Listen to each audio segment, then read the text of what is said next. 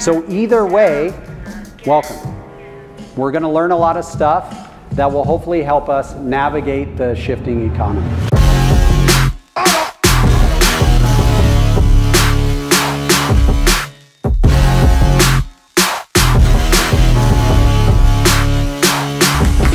Today I'm going to talk a little bit about recession-proofing our business by using our words in a very specific way. I hope you understand you cannot defeat Zillow in helping people find what they want. If you want to defeat Zillow, you have to be very specific with understanding why they are looking for what they are looking for. Are we okay with that? Like JoeTaylorGroup.com I think is pretty cool. It's a great website. You can find homes for sale on there. But if somebody said like, hey Joe, do you believe your website is a better home finder than Zillow? I would have to honestly say, no, it's not. Zillow is better than us at what? So much of our conversations around our potential clients usually revolve around the what. When we talk to our clients, so often we're like, well, tell me what you're looking for. Today we're going to discuss a different way to approach clients in a way that's going to help you win the future economy. Because as you've seen, technology, things like the Zillow app or their iBuyer program, consumers still want to work with you. Like that's a great thing. I've always been puzzled. For 10 years, I've been running the same Facebook ad every single day with very little variance. And those of you who followed our Facebook account, you know that every day looks the exact same. And I'm always puzzled why on earth it continues to work, because every single client in the entire city of Las Vegas, or now Nashville, Tennessee, or Salt Lake City, or St. George, or Colorado Springs, or any of the areas where we have our satellite teams, they can go find that home on Zillow. And so many of them are proud of themselves because we'll post a home on Facebook and they will say, hey guys, here is the link to Zillow. And I'm always shocked that it's 1 out of 100 that does it and not every single one. And then it dawned on me that the consumers that interact with our social media profile in discussing potential properties for sale, they actually want to work with us.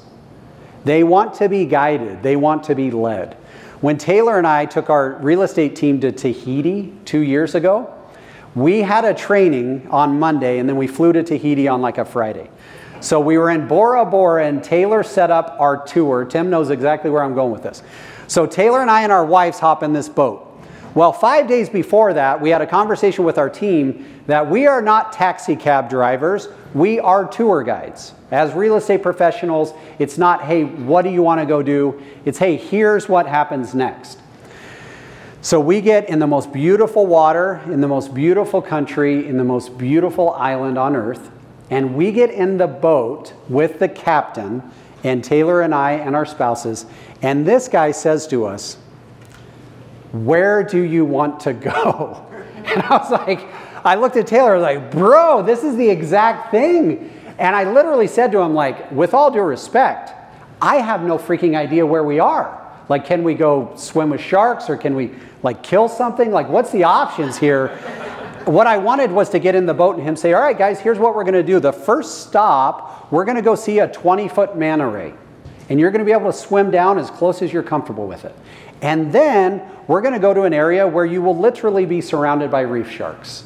And don't worry, they're going to start circling you, but they're not going to eat you. And then we're going to come in and I'm going to cut you up some pineapple. And I'm like, dude, this is my guy, right? And so if we want to defeat companies like Zillow, we have to understand our business is not finding customers what they want.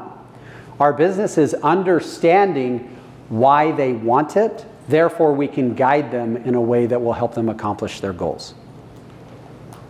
So let that one sink in. We're not in the business of what. Everybody thinks we are. When I first got in the industry, we were in the business of we had the only access to the MLS. So at that point, we were the business of what?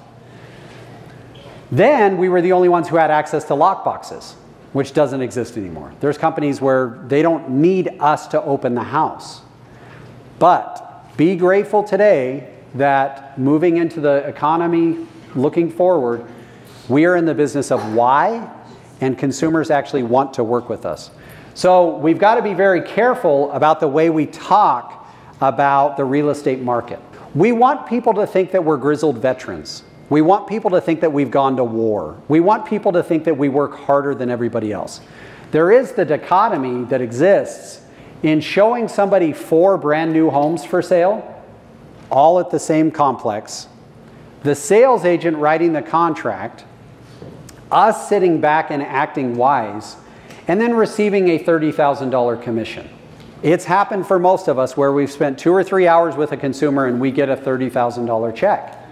Now, rather than causing celebration, what it actually creates in us is insecurity. We feel like we have to now watch their children and paint their house and move them into their new place and pick out the drapes and move their furniture for them because we're so insecure about the money we made. In the real estate economy we're dealing with now, it's so tempting for when somebody says like, hey, how's the real estate market? For us to go like, oh my gosh, it's the hardest market I've ever been in. Like, it's so unstable. I'm so worried about the future.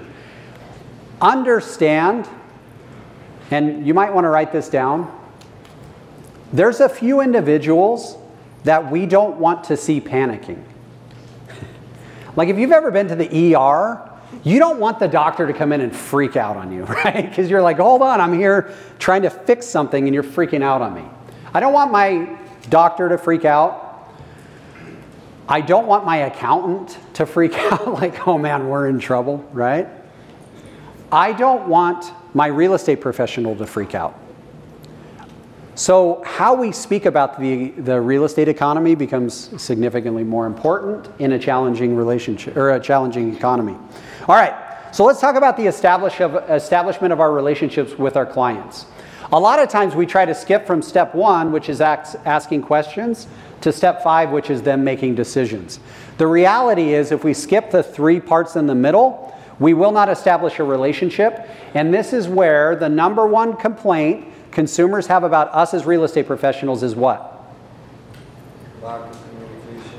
Lack of communication, and they don't say that. What they actually say is, they don't listen to me. Like real estate agents don't listen to me. I told them forever I don't want a 3-bedroom house, and they keep sending me 3-bedroom houses. It's because we ask a few questions and then we move right into let us know when you're ready to make a decision. In between those 2 things, our questions should start our conversations. Like of all people, real estate professionals should be the most curious individuals in the entire world. Whenever we go to the doctor, we want them to just magically tell us what's wrong with us. But prior to them giving us any diagnosis, they go through a triage process. Well, what are you feeling? How does it feel when I push on your stomach here? How does it feel when I hit your knee with a little thing, which I still don't even understand what that does. But they engage with us in conversations, and those conversations then build relationships. So if you understand your role as a real estate professional, it is not to ask questions and close deals. If you need a movie analogy, you're basically Hitch. Has everybody seen Hitch? You're basically Hitch. Not Hitch that like kicks the girl in the head and she falls into the Hudson, but like Hitch who's guiding people in their relationship decisions, right? Now, relationships create opportunities, and the opportunities in our world create decisions. So, the facts. Our profession is one of a few, very few, necessities of life. People need air, people need food, people need water, people need shelter. I am so grateful that I don't work for a yacht building company right now. People don't need yachts. People don't need private airplanes. People don't need golf memberships, earmuff, Spanish trails. People don't need these things. People need food. People need air. People need water. People need shelter. So we deal in human necessity, which is awesome. Now, the reality is there are not enough places to live in America. So the U.S. is in the middle of a severe housing shortage, and it's making it harder for Americans to afford homes. It doesn't look like conditions are actually improving. According to the Census Bureau, building permits for new residential construction dropped to a 5-month low in April 2022. Much of that decline was in single-family homes. Meanwhile, spring homebuyer demand helped push home prices up 15% year over year to a median selling price of $424,405. This is from May 2022. So what's interesting is builders looking at the economy are doing their best to help with the housing shortage, but they're dealing with issues of their own. What are some of the issues that home builders are dealing with today? Supply, labor, right? When the government gives human beings $3 trillion, guess what happens? They don't want to work, right? So not only do they not want to work in factories, they don't want to work in construction jobs. And so now home builders are going like, we would like to actually build homes, but the laws of supply and demand are not, it's not the theory of supply and demand, it's a law. So if there is not enough individuals building enough materials, there becomes a supply issue for home builders, and so when there's lack of supply, prices go up. I saw something yesterday that said like if Americans are uncomfortable with gas prices, they need to check themselves to ask if they really love the principle of capitalism. It's a supply and demand issue. We have a low supply of crude oil, which leads to a low supply of gasoline, which leads to an increase in prices. And so home builders are dealing with this. And so as they evaluate, should we build or should we not build, the issue they're running into is a supply and demand issue with both materials and labor. Fact, a real estate professional is not a need. We are a want. So if you understand that when you call a potential customer, they know they can go to Zillow to get housing information, they know they could go to Realtor.com, they know they could go to a million different places, I take comfort in knowing that when that individual picks up the phone, they actually want to work with a real estate professional. I don't know how that makes you feel, but for me that's awesome. I know that I can go to Geico and get my insurance, but you know what I want to do? I want to call my insurance guy and be like, hey bro, I just bought a car. Here's the VIN. And then he magically sends me cards, so when I get pulled over, inevitably, I'm able to show that I have insurance on my car. So I don't want Geico. I want an insurance agent. So I'm like, hey bro, I sold that car, I bought a new one. I don't want to have to figure it out online. Well, the reality is, individuals want to work with us as real estate professionals, and if we don't ask for the establishment of the relationship, we will not get relationships. My group will create more relationships in the next 2 years than we've created in the previous 2 years. You need to make sure you're in the relationship creation business, because if you're not, regardless what happens in the economy, there's something called a self-fulfilling prophecy, where even if everyone around you is in paradise, you may be in prison if you put yourself there. And if you're not establishing more relationships in the next 12 months than you did in the previous 12 months, your economy will recess, even if we manage to stay out of recession in the larger economy. Are you comfortable with that fact? Does that make sense? You may put yourself into a recession if you're not careful, and this is where limiting negative, opinionated media becomes very important for us as real estate professionals, because if we listen to the wrong people, we're going to put ourselves into a recession even if the economy survives. All right. So in our communication with potential clients, there's a very specific phrase we teach our agents to follow, which is an opening statement, a mutually agreeable fact, and a question. So it may look something like this. David, feels good to reconnect. Spanish Trail is awesome. I love it. What would it take for us to host an event here June 21st, 2022? That's exactly how our conversation went. David, we haven't connected recently, man. I miss seeing you. I love the event we put on at Spanish Trail 3 months ago. I'd love to do it again. Like, what would it look like if we did another event there? So it's a very specific phrase. So now when you speak to a potential home buyer, hi Sally, this is Joe with the Joe Taylor Group. It's challenging right now to lock up a home where so many other buyers are, fighting for the exact same property. So opening statement, mutually agreeable fact. Here's what I'm going to do, yada, yada, yada. When would you like to go see that property? So opening statement, mutually agreeable fact, question. This is one of my favorite phrases, and some of you who've communicated with me have heard me actually use this phrase in our communication, so don't get mad at me. I'm not sure if this is for you, but if you're a home buyer in Las Vegas, one of our 200 agents may have texted you this phrase accompanied with pictures of a property. Jackie's laughing because she does it every single day. I'm not sure if this property is for you, but I wanted to send you some information to see if it fits what you're looking for. Now, the magic phrase in this is the word but. The real magic, though, is delivered through the final three-letter word of this sequence, a word that typically should be avoided in all conversations, the word but. If you don't believe in the power of but, look at where people use it on you. This morning, I put on this outfit with some brown pants. And I walked up to my wife and I said, "How do I look?" And she said, "You look great, but..." And all of a sudden my whole world came crashing down and I was like, oh crap, what am I going to do? The phrase but is so much more important than what preceded it. So this may not be for you, but. So using that phrase creates a rejection-free approach. One of two things happens. Your potential buyer, your potential seller, your potential agent you're trying to bring onto your team, whatever it is, leans in and asks for more information because they're personally interested, or in the very worst case scenario, they will give it some thought while memory pegging the conversation to recall at a later date. I like those odds, right? We talked about this yesterday in our team meeting. We're a city of odds. Do you realize that casinos give back somewhere in between like 85 and 97% of the money that goes into slot machines they give back to people? And they brag about it. Like, hey, give us $1, we'll give you 97 cents back. And people are like, oh, this is awesome.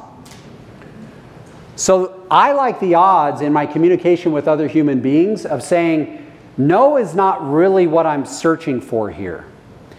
If I want to create a yes or no situation, I'm going to ask very pointed questions. Would you be interested in blank? Becomes such an easy phrase to say no to. This may not be for you, but I'm looking for somebody that blankety blankety blank. They will either lean in because they are interested, or they'll kind of store the memory away and they'll say, you know what, that probably isn't for me, but I'll let you know when I find somebody who would be interested. And I like those odds. Selling anything has far more to do with destroying the option of no than it has with embellishing the option of yes. So generally, in my communication with other human beings, I never ask a question that can lead to the answer no. I don't like hearing the word no. Have you guys ever seen the little British kid whose dad tells him Santa Claus isn't going to bring him any gifts? Have you guys seen that one? I should have put that on here. It's the greatest. And the kid, who's about 3 at the time, just says, you keep saying that, don't say it. Like, you keep saying it again and again and again in a cute little British accent, so it sounds smart. When we get into the sales environment, we want to make sure we're not asking questions that could easily lead to a yes or no. We want to ask questions that lead to additional conversations. I love this question. Who do you know? When's the last time you reached out to past customers and said, hey, who do you know that is looking to buy or sell a home these days? You notice that that is not a do you know anyone? It's a who do you know that maybe. You're opening up their mind to understand that if somebody asked me, like, hey, Joe, who do you know that would be interested in buying a Lamborghini Huracan? Be like, Brad McCallum. Like, I would get, if anybody has a Lamborghini for sale, I'll give you Brad's number. He may want to buy it. I would come up with an answer for somebody, because if they said, Joe, do you know anyone interested in a Lamborghini? I'd be like, no. Who do you know that may be interested? Now I've got some options. Johnny Richardson would probably buy it. All right. This is, I've got just a few more minutes. This one is a little bit sacred to me. So my daughter and I had to have a really tough discussion. My natural inclination as a passionate person is to approach everything with passion. With my 18-year-old son, it worked great. I could scream at him and he would do whatever I told him to do. It's the greatest. Last night, I freaked out on him. Clean your room, do this, do this, do this. Yes, Dad, I'll do it, and everything gets done. My 16-year-old daughter is built a little bit different. My son, when he was 2 years old, did something we didn't want to do, and we put hot sauce in his mouth. Because my wife, I'll spank, but she doesn't want it. So we decided hot sauce was the solution. The number of times we had to put hot sauce in Porter's mouth, once. Then forever, the little Tabasco bottle became his taskmaster. Like, if we needed to do anything, we'd just show him the bottle and he would do whatever we said. Evelyn is built different. We tried hot sauce on Evelyn twice, and both times she spit the hot sauce in our face and purposely like would do the exact opposite of what we told her to do. It's always been that way. Now, in client relationships, you know that you have clients that'll call you and say, I need to sell my house. And you're like, how much is the commission? Oh, it's 6%. Oh, okay, I get it, awesome. Will you send me the contracts and get the photographer over here? Like, we have those conversations all the time. Those are the Porter conversations. Then we get on the phone with somebody who's like, oh yeah, no, I'm not buying a house, the market's crashing. And they're spitting it in our face. So then we have to have additional types of conversations. So this is what happened with my 16-year-old daughter. An issue arose, and I put my arm around her as we were walking out of a public event, and I said, you and I are going to have a conversation when we get home. I had just come from Orlando attending one of Phil Jones's trainings where he talked about this principle. And being a dad of a 16-year-old daughter, I found I can't yet find the manual that explains how to do all this stuff. So I'm just like feeling my way around this. So I started the conversation with my daughter with a very simple phrase. Sweetheart, how open-minded are you to hearing some of my thoughts around blankety, blankety, blank? And it completely melted all of her defenses. And she said, I'm willing to listen. And I shared with her some of my thoughts. She cried. I like gave it one of these in the background, and our relationship got better. So when you're dealing with a particularly tough conversation, the phrase, how open-minded are you, becomes so incredibly powerful, and here's why. If you ask a room full of 1,000 individuals if they consider themselves to be open-minded, what percentage of these individuals do you think would say, yeah, I'm an open-minded person? Pretty close to 100%. You may have some curmudgeons like, you know, screw you or whatever. But for the most part, out of 1,000 people, 900 of them would go, yeah, I'm open-minded. Now the problem is when we commit to someone that we're open-minded, we then can't become an immediate curmudgeon. We can eventually curmudgeon on them, but we can't immediately curmudgeon on them. So when you walk into a listing appointment or when you have a consultation with a potential buyer, a really healthy conversation starter is how open-minded are you to hearing how our marketing program is so much different than those of our competitors? What are they going to say? Like, no, I don't want to hear about that. Now, as you point out the differences between yourself and other people who could potentially list their property, they have now heightened endorphin release around the principles you are talking about because you've already told them they have to be open-minded. With a potential buyer, Vegas, we know, is, you know, there's basically 3 areas of town that get all of the attention: southeast, southwest, and northwest. Summerlin being mixed in there and things like that. The Air Force Base kind of takes care of itself generally. I don't know a ton of agents that service that area.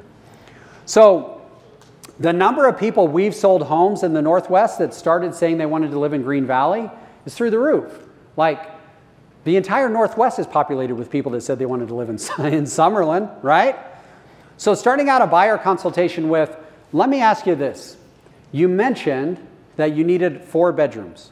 How open-minded are you to 3-bedroom properties that a 4th bedroom could be added at a relatively low cost?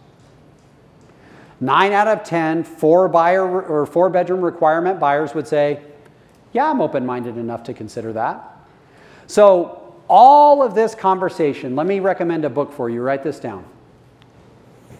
Exactly What to Say for Real Estate Agents. It's a quick read. My wife and I are on round 2 of 75 hard. We have to read 10 pages with our eyes every single day. So when we first started, I was reading like self-help novels. It's now kind of reduced itself to like as quick as I can get through 10 pages. Exactly What to Say you could probably read in 2 or 3 hours. But the real magic is in all the notes you take, all the things you mark, and all the things you learn. So a couple more. When someone says to you, I'm going to sell my home for sale by owner,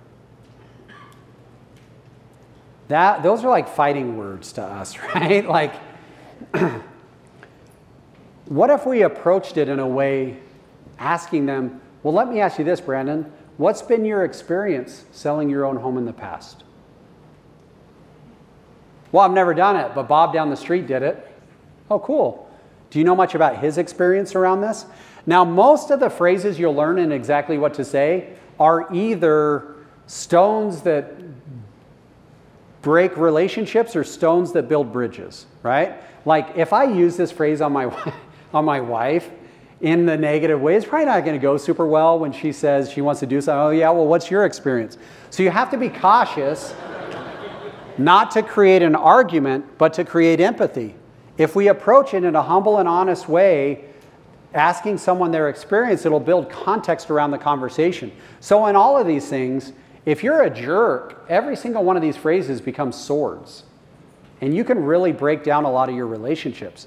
But if you're intelligent and honest and curious about them, I would love to know from a potential for sale by owner, like, what has been your experience? Like, have you ever dealt with an SRPD? Have you ever dealt with an inspection that came back wrong? Have you ever dealt with an appraisal that comes in below price? Like, I get saving money sounds really cool, but let me ask you this. Were you aware that the traditional for sale by owner nets 6% less than homes that are sold with real estate agents involved, like net? And so what's your experience around that? How important is it to you? So this is a give and take. This is where compromise comes about. Help others identify where they're willing to compromise in order to achieve the desired result. You must make sure that the juice is worth the squeeze. So we interview agents weekly, daily, a lot of times. And when we fail, it's because we have not identified how on earth they're going to feed themselves if they fail. Like, how important is it to you to close 2 transactions a month? If the answer is not very because my spouse makes a ton of money, well, they may have a successful career in real estate. It just probably won't be in my world because I need people that need to make money. So if I'm not asking them how important is it to you for X, Y, and Z, I may be living in expectation land when in reality it's going to be hard to get them to live up to any of the agreements we make. So asking questions like how important is it to you becomes a very, very defining question in your relationship building activities. So and with a home seller, how important is it to you that your home is sold in the first 30 days we list it? Why is that question relevant? Well, in today's market, homes aren't selling in 4 days anymore traditionally. So if they say, what do you want to list my price for price-wise, or my home for price-wise, and I ask them a question like, well, how important is it to you that the home is sold in 2 weeks? Why is that valuable information for me to know? If they're like, well, I don't care if it takes 2 months, I just want my number, okay, cool, they've told me. If they say, I want to sell it for X, and I say, well, how important is it to you that your home is sold in 30 days? And they say, vitally important, I've got to move, then we may have a different discussion around their pricing. This is a fun one. What do you understand? This is where we end up in a potential listing situation saying to somebody like, well, what do you understand about the listing process? It can become fighting words pretty dang quick. How would you feel if? Now this becomes incredibly powerful when somebody wants to overprice their home or underbid a purchase. So if you're not using phrases like this and you're not getting deals put together, the reason you're not getting deals put together is because you're not using phrases like this. So when somebody says to you, you've done some research and you go back and Michael says, hey, they've got 3 offers on the property. And they go, well, how low do you think we could go on our offer? Michael needs to say, well, let me ask you this. How would you feel if we go so low that you don't get the property? Like, how would that make you feel? And if they go like, it's cool, there's other fish in the sea, you at least know what you're dealing with. Now, what do they want out of Michael? They want him to underbid everybody else and magically get them the property. What Michael has to create for them is a fear of missing out. How would you feel if you bid so low that you don't get this one? Now, this is the 3rd property we've done this on. How has it felt in the past? So talking about something, in a lot of our communications with other human beings, It's all painting pictures. So how would you feel if you don't get to do blank because you did blank, right? By starting a conversation with how would you feel if you allow the person to time travel to that moment and imagine emotions that would be triggered at that point. Choosing a moment that creates both positive and negative emotions allows you to create a set of circumstances worth changing for. I love this. Some of the people, some of the time, will move to become more comfortable. It's rare. Some of the people, some of the time, will make a move because they want to become more comfortable. More of the people, more of the time, will move when they are uncomfortable. This is why not understanding the why between someone's home purchase or home sale becomes such a dangerous game to play. If all we're concerned with is what, how many of you have ever been in a situation where a buyer tells you exactly what they want, exactly the price they want it for, you find it for them and then they don't purchase it? Has anyone ever been there before? So that's an issue of you understand the what, but you don't understand the why. So understanding what is making them uncomfortable is going to be much more of a motivating and moving factor than trying to understand how to make them more comfortable, if that makes sense. The greater the contrast we can create between where someone is versus where they want to be, the more likely we are to get people to move. Logic versus emotion, and this is where I'll end. Do people make decisions based on logic or emotion? Emotion. But the problem is we're such logical creatures that we start we start with logic, the middle of our sandwich is logic, and the end of our sandwich. We try to hit people with so much logic because we've already gone through the process we're trying to get them to go through. So we will say, here's why this decision for you makes sense. Blankety, blankety, blank. Decisions are always made for emotional reasons first. Something needs to feel right before it can make sense. And if you can make it feel right, then the logical argument can confirm that feeling. Now, here's another trick question. Do people interact with people they trust or people they like? Both, but the more important of them is like. You have to be likable. That's why Taylor, my business partner, is so much better of a real estate agent than I am. Everybody knows Taylor. Does anyone in this room know Taylor and not love him? I wish a hand would go up. That'd be awesome. Troy? Everybody likes Taylor. I met him at church 20 years ago, and he came up and said, hey, I want to be a realtor. And I was like, bro, come work with me. Like, instantly, right? Now, my wife's always working on me, like, you need to be more likable. And it frustrates me because I'm in a... She probably likes Taylor more than she likes me. It frustrates me because I view myself as a very trustworthy person. But I'm intelligent and honest enough to recognize that passion is not always the most likable thing. That my wife would always say to me things like, you would be a great personal injury attorney, which isn't a great phrase, right? She may say to Taylor, you'd be a great family counselor, right? Like she gives you because people like him. So if you have to, and here's my parting advice, if you have to make a decision moving into the coming economy to become more trustworthy or more likable, I would choose both, but likability is essential. Jameson Theodore, everybody I know that knows JMO loves him. He's the greatest guy, former Marine, thank you for your service, loves his wife, loves his kids. He's just a nice person. So if I ask people, hey, do you know J.Bo Theodore? They'd be like, oh yeah, I love him. He's great. Now he's very trustworthy. So that trustworthiness then is the logic that confirms the decision to work with him. But it all starts with likability. Choose your words wisely. If you're not careful, regardless of the coming economy, you will be destroyed. I have family members that are doomsday preppers. Does anybody have any doomsday preppers in their family? This is and you may be a doomsday prepper, so just earmuffs on this one. They hate our modern society. They hate vaccines, they hate taxes, they hate mandates, they hate gas prices, they hate water shortages, they hate everything. And they're stockpiling vodka because they're like, when this whole thing crashes, I'm going to be trading vodka for food. And my one question to them was this. Let me get this straight. You don't like living in a world where you can literally go to Boiling Crab in Las Vegas and get crab legs made in shebang sauce. If no one's ever been there, you need to try it. You don't like that world, but you're going to love the world where you're trading like vodka and like human interaction for food. I call BS on that. If you haven't succeeded in the past, you have to change what you're doing in the future. If you've been successful over these last couple of years, you have to change what you're doing in the future. It's not going to get easier.